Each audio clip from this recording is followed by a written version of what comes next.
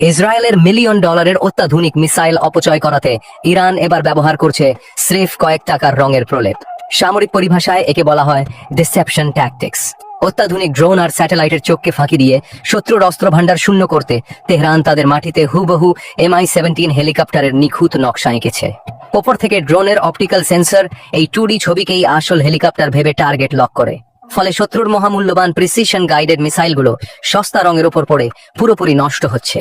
জনপ্রিয় প্রযুক্তি ও প্রকৌশল বিষয়ক ডিজিটাল ম্যাগাজিন ইন্টারেস্টিং ইঞ্জিনিয়ারিং সম্প্রতি তাদের এক প্রতিবেদনে এই কৌশলটি বিশ্লেষণ করেছে। গত 4 মার্চ ইসরায়েলি প্রতিরক্ষা বাহিনীর প্রকাশিত একটি হামলায় ধ্বংস হওয়া হেলিকপ্টারের ফুটেজ অনলাইনে ভাইরাল হওয়ার পরই মূলত এই তথ্য বেরিয়ে আসে। হামলার পরের ধোঁয়া এবং আঘাতের ধরন নিয়ে অনলাইনে ব্যাপক বিতর্ক চললেও নিখুঁত রঙের এই মনস্তাত্ত্বিক কৌশল আধুনিক যুদ্ধক্ষেত্রে ইসরায়েল এবং পশ্চিমা বিশ্বের জন্য এক অভাবনীয় চ্যালেঞ্জ তৈরি করেছে।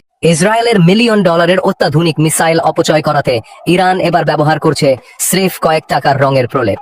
সামরিক পরিভাষায় একে বলা হয় ডিসেপশন ট্যাকটিক্স। অত্যাধুনিক ড্রোন আর স্যাটেলাইটের চোখকে ফাঁকি দিয়ে শত্রুর অস্ত্রভান্ডার শূন্য করতে তেহরান তাদের মাটিতে হুবহু MI-17 হেলিকপ্টারের নিখুঁত নকশা এঁকেছে। ওপর থেকে ড্রোনের অপটিক্যাল সেন্সর এই 2D ছবিকেই আসল হেলিকপ্টার ভেবে টার্গেট লক করে। ফলে শত্রুর মহামূল্যবান প্রিসিশন গাইডেড মিসাইলগুলো সস্তা রঙের ওপর পড়ে পুরোপুরি নষ্ট হচ্ছে। জনপ্রিয় প্রযুক্তি ও প্রকৌশল বিষয়ক ডিজিটাল ম্যাগাজিন ইন্টারেস্টিং ইঞ্জিনিয়ারিং সম্প্রতি তাদের এক প্রতিবেদনে এই কৌশলটি বিশ্লেষণ করেছে।